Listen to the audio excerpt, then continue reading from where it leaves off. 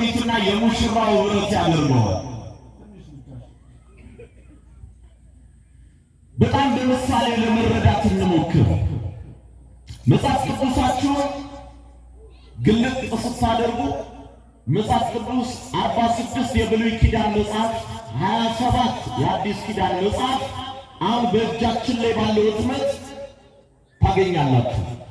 በሁለቱ የ46 እና 27 መጽሐፍት መካከል አንድ ነጭ ወረቀት አለች። ከቃሉ ጋር ናችሁ። እሱ ራሱ የክርስቶስን ምጽአት የሚያሳይ ነው። በጣም በአንድ ምሳሌ ልንገራችሁ። በተለይ ወጣቶች በደንብ ይገባቸዋል። ይህ ምሳሌ አንድ ወጣት በአንድ አካባቢ ድንገት ይመጣና አንዲት ቆንጆት የሆነች ለትዳር የደረሰች ግን ያላገባች ሴት አይቶ በልቡ ይህችን ሴት ባገባት ብሎ ቢመኝ፣ ከቃሉ ጋር ናቸው። ምን ባደርግ ብሎ ቢመኝ፣ ባገባት ብሎ ቢመኝ፣ ከዚህች ልጅ ጋር ሽማግሌ ልኬ ሰርግ ደግሼ ባገባት ከእርሷ ጋር መንግሥት ትልቅ ቤት ቢኖረን ልጆች ብንወልድ ብሎ ተስፋ እንደሚያደርገው እግዚአብሔርም በብሉይ ኪዳን በ46ቱ መጻሕፍት ቅድስት ቤተ ክርስቲያንን አሻግሮ ገና ሕፃን ልጅ ሳለች አያትና መልእክት ላከላት። መልእክት የላከው እግዚአብሔር ነው። መልእክት የተላከላት በእስራኤል ያለች ቤተ ክርስቲያን ናት። ከአንቺ ጋር እኖራለሁ። ይህን ደብዳቤ ተመልክቶ አንድ ወንድ ላፈቀራት ሴት መልእክት እንደሚልከው እግዚአብሔርም ለወደዳት አካሉ ለሚያደርጋት ቤተ ክርስቲያን በነቢያት በኩል መልእክት ላከላት። ምን የሚል መልእክት? ከአንቺ ጋር እኖራለሁ። እስኪ በሉ ከአንቺ ጋር ምን እላለሁ? ለእኛ ቤተ ክርስቲያን እኮ ነው በብሉይ ኪዳን ደብዳቤ እግዚአብሔር ሲጽፍላት ከአንቺ ጋር እኖራለሁ፣ ልጆች እንወልዳለን፣ ደግሞ ሰፊ ርስት ይኖረናል፣ ታፍረን ተከብረን እንኖራለን።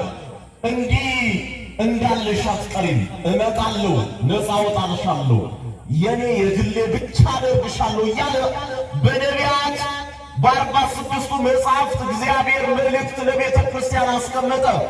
የሙሽርነት ዘመኗ ደረሰ።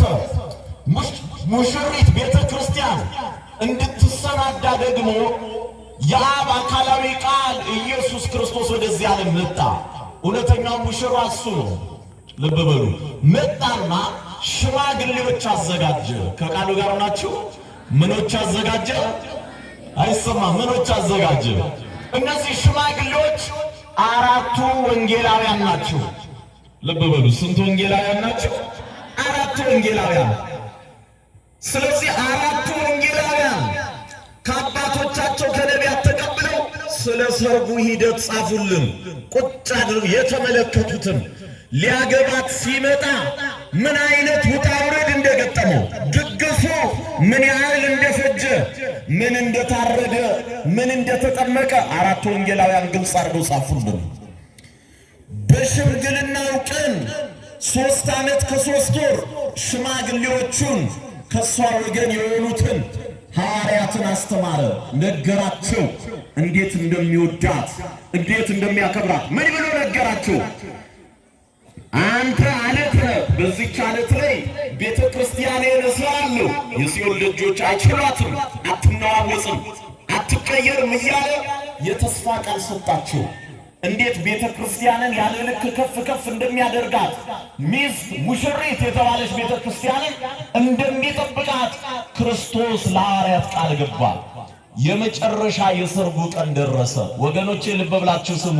የሰርጉ ቀን የተደረገው በሰንበት አይደለም፣ በዓርብ ዕለት በቀራንዮ መስቀል ላይ ነው። በቀራንዮ መስቀል ላይ የናዝሬቱ ኢየሱስ የእኛን ቤተ ክርስቲያን አጫት፣ ወደዳት፣ አከበራት፣ ለያት፣ ሙሽሪት አደረጋት፣ አገባት። ሰርጉ ተፈጸመ። ትላንት እንዳወራ ነው የሰርግ ቀን ይላል ጸሎት በእንተጻይ የሰርግ ቀን የሚያገባ ቀን ራሱን የሚበላ የሚጠጣ መብል መጠጥ አድርጎ ለድምተኞች የሰጠ በእውነት ከክርስቶስ ኢየሱስ ኢየሱስ በቀር ሌላ አለ ይላል ሊቁ ሲጠይቀን። የለም። የሰርጉ ቀን ራሱን የሚበላ የሚጠጣ አድርጎ ለእድምተኞች ሁሉ ብሉ ጠጡ አይደለም፣ ብሉኝ ጠጡኝ ብሎ ሰጠ። ክብርና ምስጋና ለእሱ ይሁንለት። አሁን ሙሽራውና ሙሽሪት ውል አላቸው። ጋብቻ መስርተዋል፣ ተዋደዋል። አሁን ከጋብቻ በኋላ 40 ቀን ብቻ አብሯት ቆየ። ከቃሉ ጋር ናቸው። ይሰማል ወገኖች? ስንት ቀን ብቻ? አይሰማም። ስንት ቀን ብቻ? 40 ቀን ብቻ አብሯት ቆየ። ከ40 ቀን በኋላ አጽናፈ ዓለሙን ወደሚያስተዳድርበት ወደ አባቱ መንግሥት ተለያት። ለምን ሁልጊዜ አብሯት አልኖረም? አብሯት ሁልጊዜ በአካል እዚህ ካለ ልጆች በፍጹም ፍቅር ሊያፈቅሩት አይችሉም። አለ ብሎ በፍርሃት ብቻ ነው የሚገዙለት። ስለዚህ ወደ አጽናፈ ዓለሙ ሄደ። ምን ማለት መሰላችሁ? አንዲት ሙሽራ አገባች። ባገባች በጣም የምትወደውን ሰው እሱም የሚወዳትን ተጋብቶ 40 ቀን እንደቆዩ ባል ሙሽራው ግድ ሆኖበት ወደ ሩቅ ሀገር ለስራ ቢሄድ ይቺ ሴት ታሳዝናለች። በር ላይ ቁጭ ብላ ባሏ ወደ ሄደበት እያለች ባሌ ይመጣል ትላለች። ምን ይመጣል ወገኖቼ? አይሰማም። ምን ይመጣል? ሙሽራዬ ይመጣል እያለች ከ40ኛው ቀን ጀምሮ ትኩር ብላ ወደ ሄደበት ታያለች። አንዳንዴ መቼም ጎረቤት ክፉ ነው። ባል የሌለበት ቤት ጉንተል ሲያደርጋት፣ እሷን ሲገፋባት፣ ልጆቿን በኩርኩም ሲመጣባት ግድ የለም ባሌ ሲመጣ ያሳርፋቸዋል። ሙሽራው ሲመጣ ይፈርድልኛል። ሙሽራው ሲመጣ ክብሬን እሱ ስለሆነ የሚያውቀው ነፃ ያወጣኛል ብላ እያነባች ሙሽራዋ እንዲመጣ ማራናታ ጌታ ኢየሱስ ክርስቶስ ሆይ ናልኝ ናልኝ ናልኝ ትላለች የኛ ቤተ ክርስቲያን። ይምጣላት ለቤተ ክርስቲያን ክርስቶስ ወገኖቼ። በዚያ ዓለም ላይ ለዚች ቤተ ክርስቲያን ለዚች ሙሽሪት ማንም ፍቅር ሊሰጣት አይችልም። ማንም አማናዊ ሰላም ሊሰጣት አይችልም። ለምን? ማንም ቤተ ክርስቲያንን በክርስቶስ የማወቅ ክብር መጠን ስለማያውቃት የባህሪው ተቋዳሽ ለሁለቱ ለቤተ ክርስቲያን የተከፈለውን ዋጋ ከራሱ ከክርስቶስ በቀር የሚያውቅ ስለሌለ ማንም ክብሯን ሰፍሮና ቆጥሮ ሊሰጣት አይችልም። ምናልባት አንዳንድ ሰዎች ለጊዜው ሊመቿት ይችላሉ። ለዘላለም ምቹ የሆናት ግን የሚመቻት የምትናፍቀው ግን የእኛ ቤተ ክርስቲያን የድንግል ማርያም ልጅ ኢየሱስ ክርስቶስ ነው። ክብርና ምስጋና ለእርሱ ይሁን። አመስግኑት የእኛን ጌታ ወገኖች፣ የሚናፍቅ ጌታ። ስለዚህ ይህቺ ቤተ ክርስቲያን የሚገርማቸው መልእክት ተጽፎላታል። ከዮሐንስ ወንጌል በኋላ የተጻፉ መልእክታት በሙሉ አንዳንዶች በተለይ እንደ ተሰሎንቄ ያሉ መልእክቶች ቤተ ክርስቲያን ይመጣል ብላ ነጭ ለብሳ ስራ ትታ በር ላይ ስትቀመጥ ገና ነው ግቢ ስራሽን ስሪ የሚሉ ናቸው። አንዳንዴ ደግሞ አይ ይዘገያል አይመጣም ብላ ስትረሳው እንዳትረሳው ሐዋርያት ሽማግሌዎቹ ግድ የለሽም መምጫው ቅርብ ነው፣ እንደ ሌባ ይመጣል፣ ድንገት በሌሊት ይመጣል፣ ስለዚህ ተዘጋጅተሽ ኑሪ፣ የፊት መጨማደድ እንዳያገኝሽ፣ ሁልጊዜ ዘይትሽ እንዳይጎድል እያሉ ለቤተ ክርስቲያን ይጽፉላታል። ክርስቲያኖች ለዚህ ነው ሐዋርያው ቅዱስ ጳውሎስ ኢየሱስን የፍጥረት ሁሉ ናፍቆት አለ።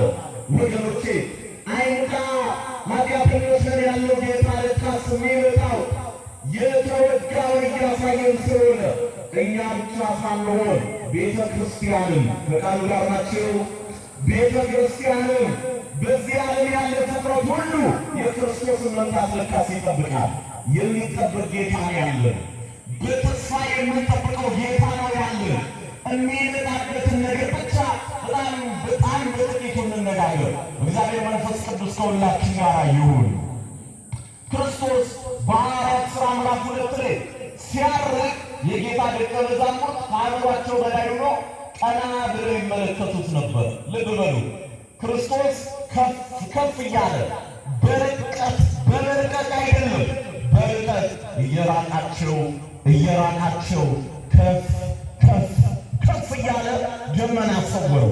ያኔ የጌታ ደቀ መዛሙርት ምን ጉድ ነው ብለው አንገታቸውን ቀና አድርገው ይጠብቁ ነበር። ያኔ መላእክት መጡና ተንቀሳቀሱ አሏቸው። ምን በሉ አሏቸው? ኧረ ይሰማ። ምን በሉ አሏቸው? አዎ ይመጣል። ሲሄድ እንዳያችሁት እንደዚሁ። እንዴት ነው የሄደው? የተወጋውን እያሳየን። እንዴት ነው የሄደው? የተቸነከረውን እያሳየን። ከፍ ከፍ እያለ እንደሄደ ይህን ሥጋ ትቶት እንዳልሄደ በዚሁ ሥጋ መለየት የለበትምና መለየት የለበትምና ይህንኑ ሥጋ እያሳየን ለእናንተ ነበረ ወገኖቼ ይለናል። ለእናንተ ነው ወንድሞቼ ይለናል።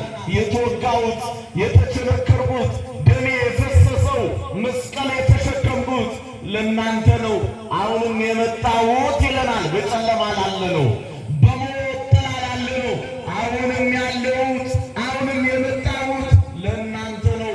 ኑ እናንተ ሥጋዬን የበላችሁ ደሜን የጠጣችሁ በስሜ መከራ የተቀበላችሁ በሰው ፊት የመሰከራችሁልኝ ክርስቲያኖች፣ አቤት እንዴት ደስ ይላል!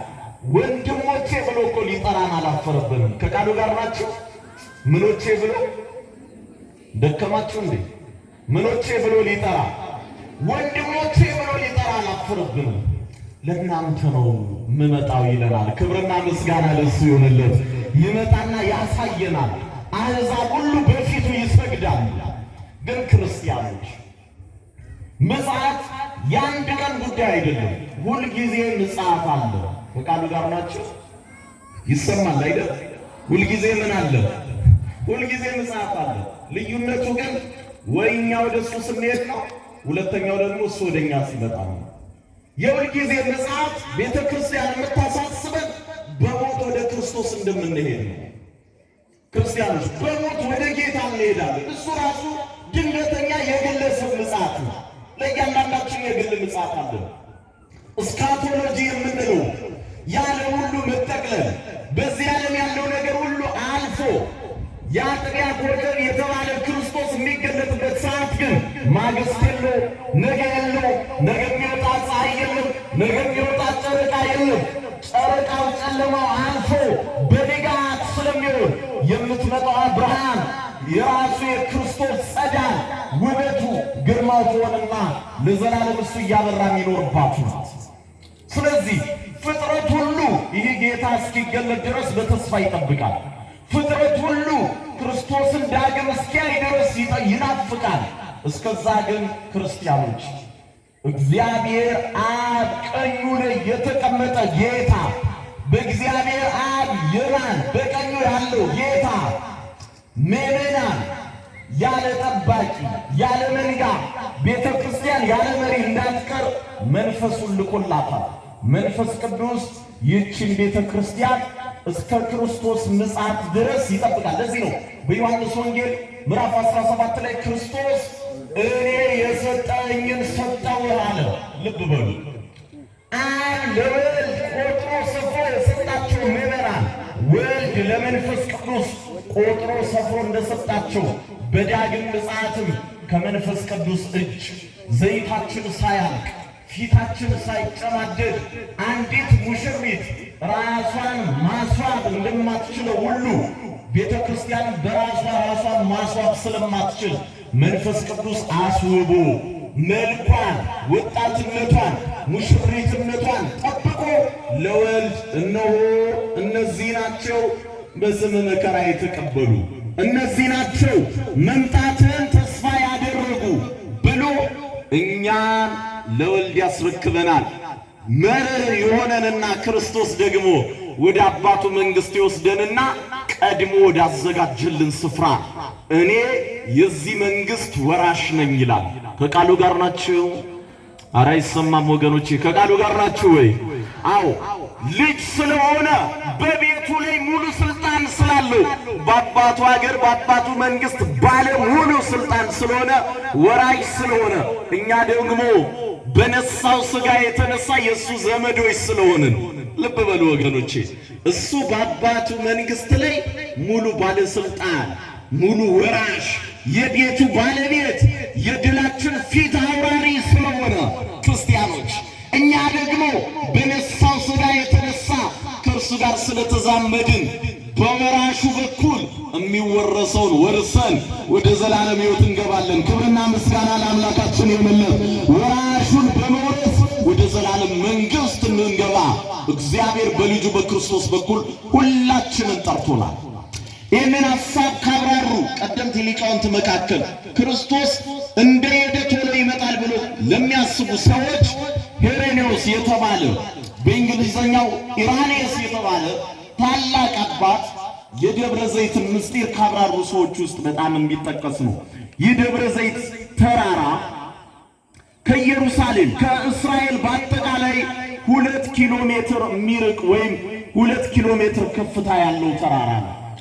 ኢየሩሳሌም በራሷ ኪርያት አርባቅ ራሷ ከፍ ያለች ስለሆነች ከኢየሩሳሌም ብቻ 62 ሜትር ከፍ ይላል። ልብ በሉ። በዛ በተራራ ላይ ክርስቶስ ያደረገው የተናገረው ምስጢር መች እንደሚመጣ ጠቋሚ እንጂ መች እንደሚመጣ የሚያረጋግጥ አይደለም። ጌታ ሆይ አሁን መጥተሃል፣ ዳግም የምትመጣው መች ነው? ከቃሉ ጋር ናቸው።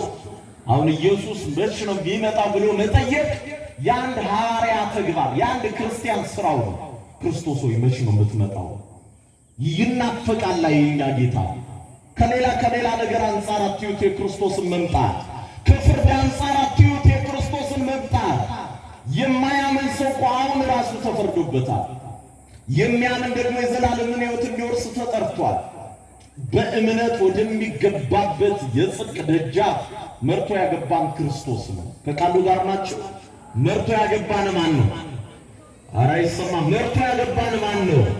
ክርስቶስ ነው። በጣም ምሳሌ እንዳይበዛባችሁ እንጂ አትሌቶች ሲወጡ አይታችሁ ከሆነ ለምሳሌ ከአንድ ኬንያዊ ጋር ኃይሌ ገብረስላሴ